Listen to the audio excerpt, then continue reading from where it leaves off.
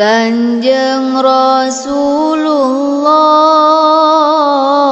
kantos ngadawuhkeun ahli kubur ulah osok dipohokeun margi saban waktu tepegat ngarepkeun kasaean tinu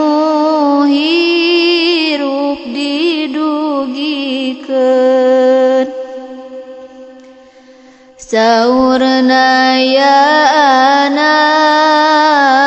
kusur anak kusur anak kusur anak kusur anak kubur anjeun seneng-seneng sare dina kasur naha teu emut ka kami ahli kubur coba sebat-sebat kasaean kami malah mandar jadi pangbubungah kami poma ulah nyebat kaawonan kami margi siksa karasana leuwih nyeri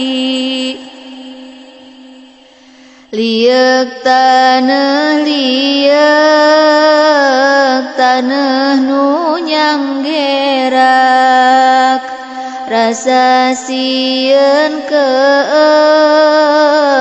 jauh ibu rama mana rencang kamananya para putra malah dongkap malaikat rek mariksa